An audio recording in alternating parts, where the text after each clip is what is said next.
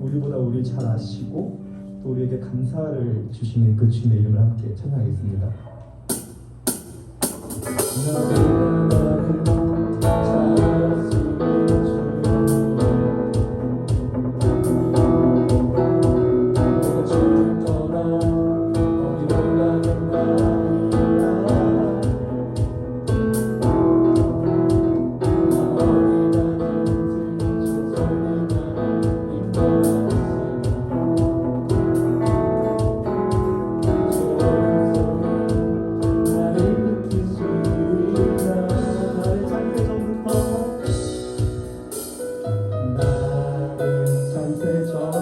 계획하시고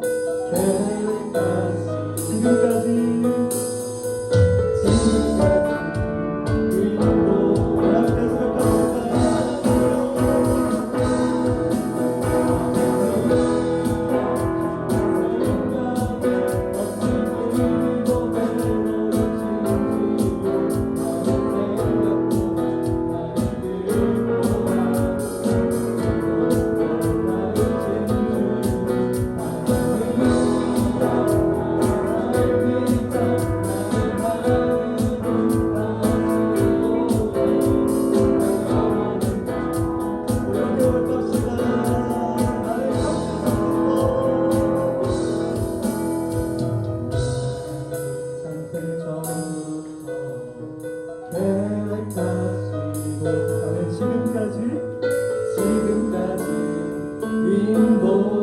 하나님 그 주님을 영원히 인도하십니다. 우리 함께 고백합시다. 나는 창세전부터 계획하시고 하나님 끝날까지 인도하십니다.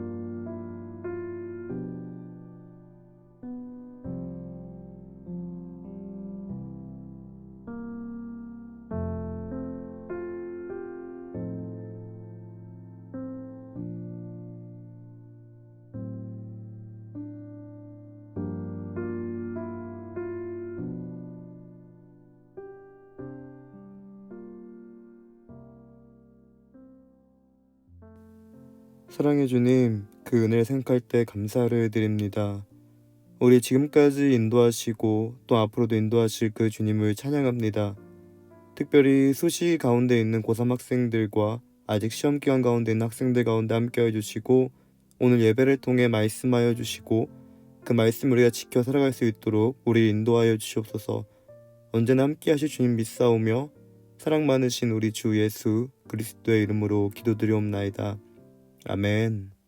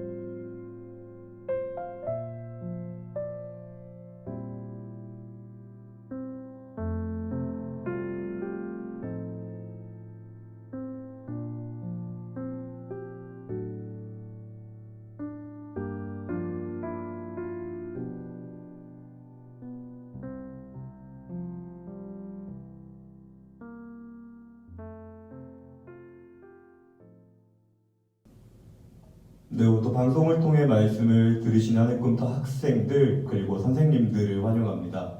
네, 오늘은 여러분들이 직접 본문이 주는 교훈을 함께 찾아가는 시간으로 말씀을 진행하고 싶습니다. 말씀의 이해를 돕기 위해서 잠시 제가 한 가지 이야기를 여러분들과 나누고자 합니다. 제가 사역할 당시 고등부 회장이었던 학생이 있습니다. 이 학생은 늘 열심히였고 입시 1년 전부터 회장직과 함께 입시 준비를 열심히 진행하였습니다. 이 학생을 A라고 부르겠습니다. 네, 한편 다른 한 부류의 학생이 있었습니다. 이 학생은 학생회 임원이었으나 입시 준비를 해야 한다는 이유로 임원직을 사퇴하였고, 네, 교회는 열심히 다녔으나 정작 입시 준비는 6개월 전부터 시작하였습니다. 네, 여러분들이라면 과연 이 A라는 친구 그리고 그 A와 반대되는 B라는 친구 중에 어떤 친구에게 더 좋은 입시 결과가 있었을 것이라고 생각되나요? 네, 참고드리자면 대부분의 선생님들은 A라는 회장 학생이 B라는 임원 학생보다 더 좋은 결과를 낼 거다라고 생각했습니다. 네, 여러분들에게 이 이야기를 나누는 이유는요. 우리는 우리가 생각하는 것보다 계산을 아주 잘합니다. 네, 오늘 본문은 바로 이런 이야기를 우리에게 전달해 줍니다. 우리는 우리가 생각하는 것보다 아주 계산을 잘한다라는 것을요. 그리고 그만큼 기대를 가진다라는 것을요. 네, 오늘 본문이 우리에게 내는 퀴즈를 우리 함께 살펴보도록 하겠습니다. 유진 피터슨이 번역한 마태복음 20장 말씀입니다.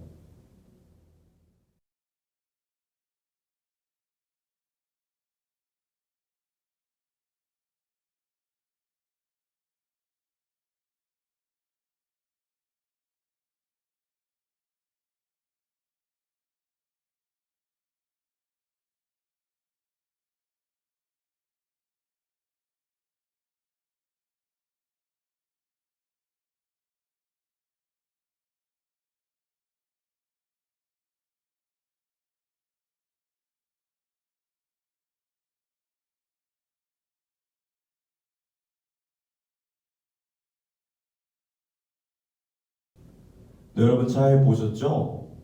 오늘 본문은 사실 우리에게 이런 걸 물어봅니다. 5시부터 6시까지 일한 사람이 5만 원을 받았습니다. 그렇다면 3시 또는 12시 또는 아침 일찍, 저는 9시라고 가정하는데 정규 출근 시간이니까요. 9시에 온 사람들은 각각 얼마를 받을까요? 아니, 얼마를 받을 것으로 기대할까요? 이런 걸 우리에게 물어봅니다. 네, 그리고 우리는 이렇게 생각합니다. 5시부터 6시까지 일한 사람, 곧 1시간의 시급이 5만 원이라면 3시부터 6시까지 일한 사람은 15만 원을 받아야 되고 12시부터 6시까지 일한 사람은 30만 원을 받아야 되고 점심시간을 제외하고 9시부터 6시까지 일한 사람은 당연히 45만 원을 받아야 합니다라고 계산합니다. 네, 우린 이렇게 계산을 잘합니다. 네, 그래서 실제로 본문에 아침 일찍 온 사람은요, 이 사실을 근거로 주인에게 이렇게 물어봅니다. 정말 시급을 똑바로 제공하고 있는 것이 맞습니까? 다시 5만 원을 주셔야 되는 거 아닙니까? 그러자 여러분들이 아셨던 것처럼 주인은요, 이런 이야기를 합니다. 우리 근로계약서 쓸 때 그렇게 하지 않았니? 너 5만 원 받고 일하기로 했어. 네, 그러자 여러분들이 아시는 것처럼 아침 일찍 온 사람은 5시에 온 사람을 예로 들면서 주인에게 비난하죠. 당신은 정의롭지 못한 사람입니다라고요. 네, 여러분들 자칫 본문을 이렇게 보게 될지도 모릅니다. 본문에 나오고 있는 주인은 의롭지 않은 사람이고 본문에 나오고 있는 주인이 가지고 있는 평등이라는 개념은 굉장히 구시대적인 발상이구나. 적어도 기회의 균등 정도는 해야 되지 않겠어? 모두가 평등하게 나눠 갖는 게 과연 맞는 거야? 네, 이런 의구심을 갖게 되죠. 네, 그래서 어떤 사람들은 이런 생각까지 도출해 냅니다. 결국 모두가 다 똑같은 임금을 받을 거라면 차라리 5시에 온 사람이 가장 이익을 많이 본 게 아니겠어라고요. 소위 이렇게 이야기하죠. 열심히 해서 남는 게 뭐가 있어? 네, 그러나 여러분들, 본문이 우리에게 이런 이야기를 하고 있는 이유는 평등 또는 임금에 대한 이야기를 하고 싶은 것이 아닙니다. 본문은 이렇게 시작됩니다. 하나님의 나라는 마치 이렇습니다라고요.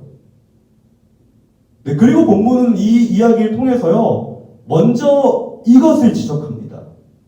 여러분들의 계산법, 그리고 여러분들의 기대와 하나님의 계산법, 그리고 하나님의 기대는 다르다라는 것입니다. 본문이 우리에게 지적하고 싶은 것은 이것입니다. 여러분들이 하나님 나라를 원하십니까? 여러분들이 구원을 원하십니까? 그렇다면 먼저 여러분들의 계산법, 그리고 여러분들의 기대를 고치십시오라고요. 네, 그렇다면 본문을 어떻게 이해할 수 있을까요? 이해하는 방법은 참 쉽습니다. 이 전에 있었던 사건인 마태복음 19장의 부자 청년 비유를 살펴보면 됩니다. 우리 함께 읽어보도록 하겠습니다.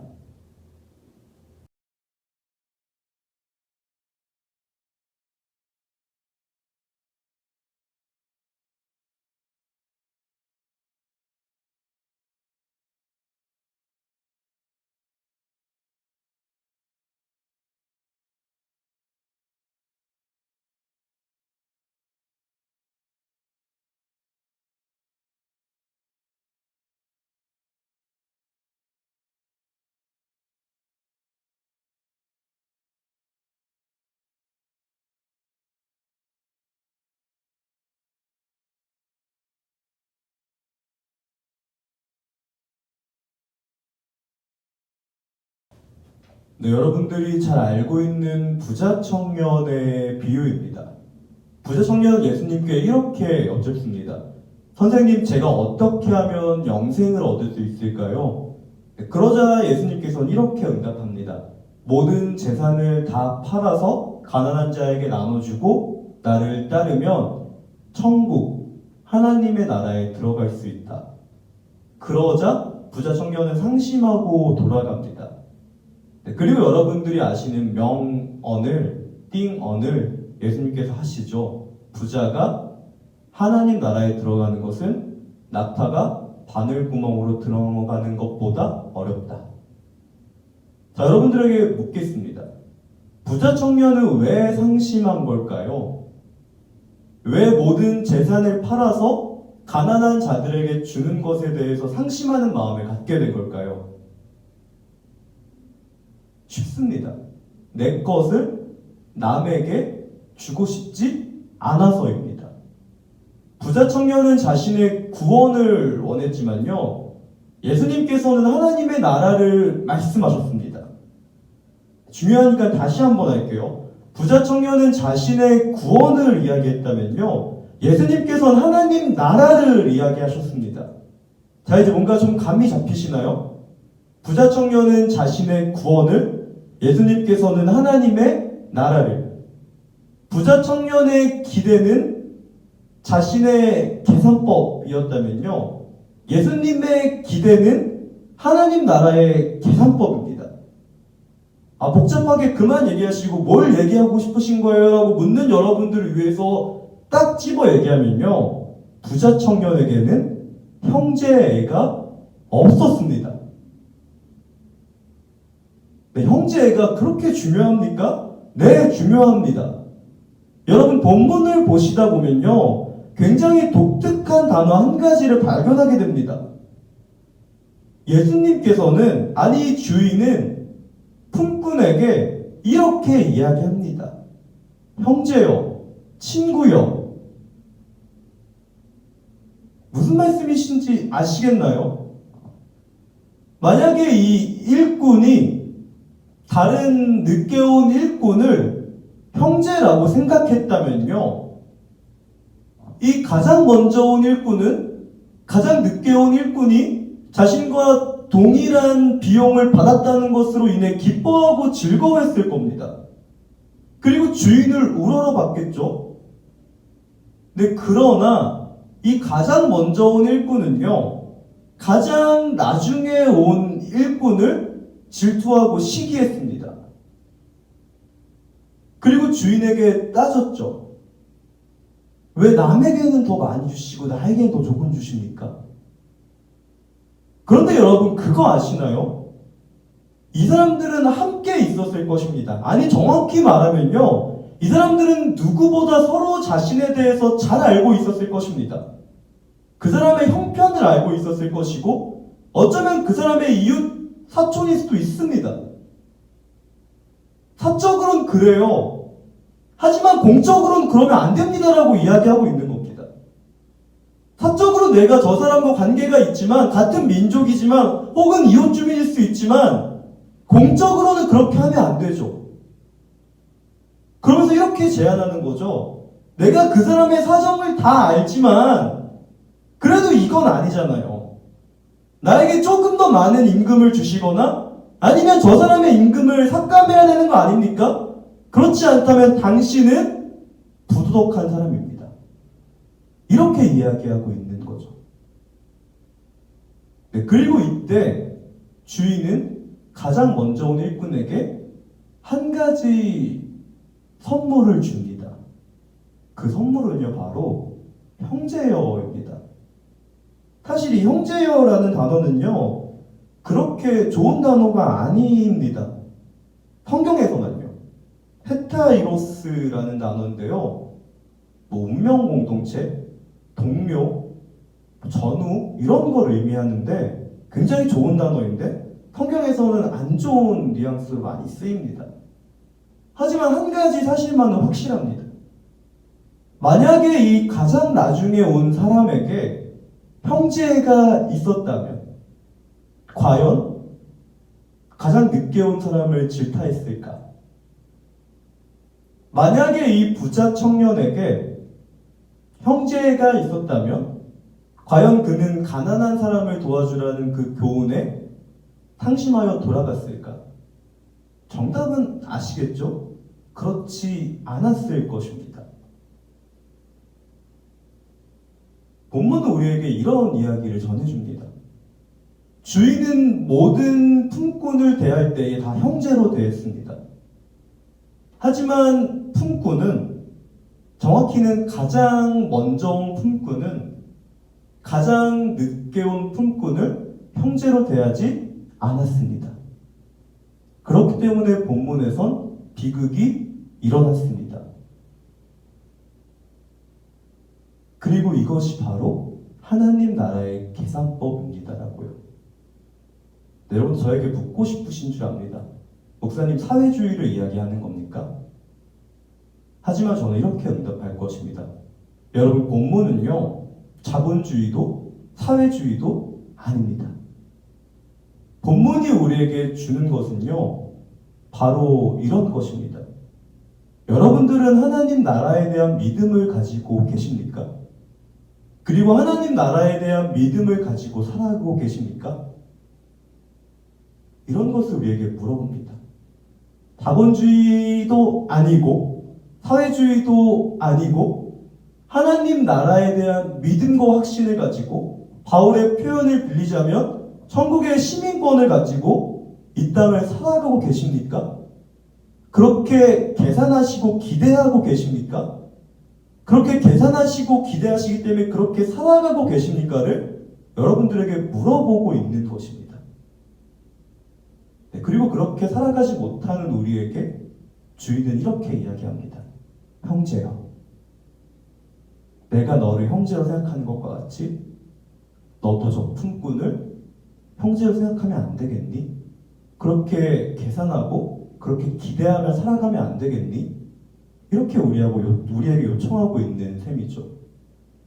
근데 말씀을 이렇게 맞추어 보려고 합니다. A랑 B 중에 누가 더 좋은 대학을 갔을까? 누가 더 성공적인 입시를 할 수 있었을까? 네, 아쉽게도 B입니다. B가 더 성공적인 입시를 했습니다. 그래서 A는 상심했습니다. A는 청년기를 조금 약간 그렇게 어둡게 보냈습니다. 네, 그도 그럴 것이 C라고 하는 공부도 하지 않고 교회 생활도 열심히 하지 않은 친구와 같은 대학을 갔기 때문에 더욱더 그랬습니다. 네, 그러나 시간이 지나면서요, 저는 B와 C에게는 없지만 A에게만 있는 무언가를 발견하기 시작했습니다. 그 무언가가 뭘까요? B와 C에게는 없지만 A에게만 있었던 그 무언가는 바로 형제였습니다. 그들을 품고 그들에게 기대를 걸면서 그들과 함께하는 모습을 보면서요, B와 C에게는 없지만 A에게 있는 것을 발견하기 시작했습니다. 제가 지금 형제라고 이야기했지만요, 정확히 그것은 하나님 나라에 대한 기대와 믿음이라고 하는 계산법입니다. 그리고 지금 제가 보는 결과론 B와 C보다 A가 더, 이렇게 표현하면 좋지 않지만요, 천국의 시민처럼 살아가고 있습니다. 여러분, 우리 하나님께서는 이렇게 신실하신 주인이시라는 것을 기억하실 수 있으면 좋겠습니다. 그리고 바라기는 여러분도 그 기대를 가지고, 하나님 나라에 대한 기대를 가지고 믿음, 어떻게 보면 구체적으로는 형제, 자매, 남매, 인류애를 가지고 살아가실 수 있는 여러분이 될 수 있으면 좋겠습니다. 이것이 바로 오늘 본문이 우리에게 주는 교훈입니다. 기대, 우리의 기대를 버리고, 그리고 기대, 하나님 나라에 대한 기대를 가지고 살아가는 여러분들이 될 수 있습니다.